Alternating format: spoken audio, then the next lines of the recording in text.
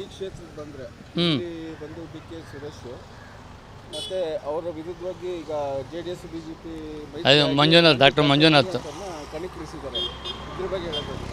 ಮಂಜುನಾಥ್ ಒಳ್ಳೆ ವ್ಯಕ್ತಿ, ನಿಷ್ಠಾವಂತರು ಅವರು. ಇಡೀ ದೇಶನ ಕೊಂಡಾಡ್ತದೆ.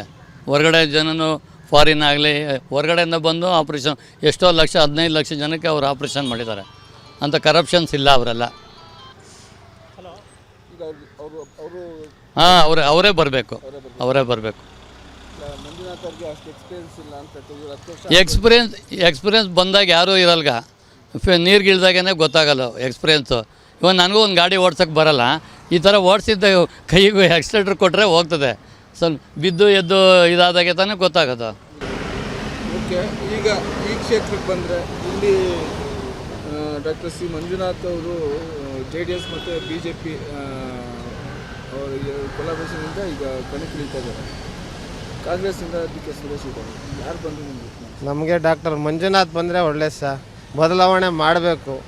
10 ವರ್ಷ 15 ವರ್ಷ ಇವರೇ ಇದ್ದರೆ ಅವರೇ ಇದಾಗ್ತಾ ಇರ್ತಾರೆ. ಇನ್ನೊಂದು ಪಾರ್ಟಿಗೆ ಚಾನ್ಸ್ ಕೊಟ್ಟು ಅವಕಾಶ ಕೊಟ್ಟು ನೋಡಬೇಕು. ಅವರು ಒಳ್ಳೆ ನುರಿತ ಡಾಕ್ಟ್ರ್ ಆಗಿರೋದ್ರಿಂದ, ಸರಳ ಸಜ್ಜನಿಕೆ ವ್ಯಕ್ತಿ ಆಗಿರೋದ್ರಿಂದ ಬಡವರಿಗೆ ಎಲ್ಲರಿಗೂ ಸ್ಪಂದಿಸಿ ಅವರು ನೋಡಬೇಕು. ಅವ್ರಿಗೂ ಒಂದು ಸಲ ಓಟ್ ಕೊಟ್ಟು.